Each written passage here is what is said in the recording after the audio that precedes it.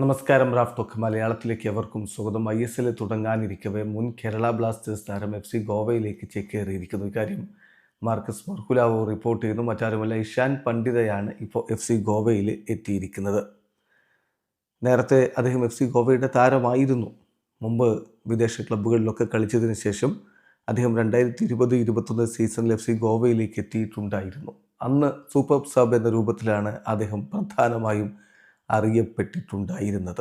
Juan ഫെറാൻഡോക്ക് കീഴിൽ വളരെ മികച്ച പ്രകടനം, വളരെ കുറഞ്ഞ മിനിറ്റുകൾ കളിച്ചിട്ട് അദ്ദേഹം 4 ഗോളുകൾ നേടുന്നു. വെറും 128 മിനിറ്റുകൾ കളിച്ച് അദ്ദേഹത്തിൻ്റെ ഡെബ്യൂ സീസണിൽ 4 ഗോളുകൾ നേടിയിട്ടുണ്ടായിരുന്നു. ഇപ്പോൾ നമുക്കറിയാം, ആ ഇഷാൻ പണ്ഡിതയല്ല. അദ്ദേഹം അതിനുശേഷം ജംഷഡ്പൂരിലേക്ക് പോയി കേരള ബ്ലാസ്റ്റേഴ്സിലെത്തി ഇന്ത്യൻ ടീമിന് വേണ്ടിയിട്ട് ഡെബ്യൂ മത്സരമൊക്കെ കളിച്ചിട്ടാണ് ഇപ്പോൾ വീണ്ടും FC ഗോവയിലേക്ക് തിരികെ എത്തുന്നത്.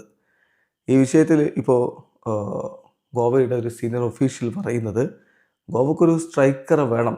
ഇഷാൻ പണ്ഡിത അതിന് ഏറ്റവും ബെസ്റ്റ് ആളാണ്. അദ്ദേഹം വളരെ കളിക്കാനുള്ളൊരു ആവശ്യത്തിൽ നിൽക്കുകയാണ്. കഴിഞ്ഞ ഒന്ന് രണ്ട് സീസണുകളിൽ ആവശ്യത്തിന് പ്ലേയിങ് ടൈം ലഭിക്കാതെ നിൽക്കുന്ന ഒരു സന്ദർഭമാണ് എന്ന കാര്യം കൂടി FC ഗോവയുടെ സീനിയർ ഒഫീഷ്യൽ പറയുന്നതായിട്ട് ടൈംസ് ഓഫ് ഇന്ത്യ റിപ്പോർട്ട് ചെയ്യുന്നു. ഇപ്പോൾ വിദേശ താരങ്ങൾ Borja Herrera, Iker Guarrotxena, Javier Siverio ഇങ്ങനെയുള്ള താരങ്ങളൊക്കെ പോയതുകൊണ്ട് തന്നെ മുന്നേറ്റ നിരയിൽ വേണ്ടത്ര ക്വാളിറ്റി FC ഗോവയ്ക്കില്ല എന്ന് മനസ്സിലാക്കിക്കൊണ്ട് തന്നെയാണ് ഇങ്ങനെയുള്ള നീക്കങ്ങളിലേക്ക് FC ഗോവ പോയിരിക്കുന്നത്.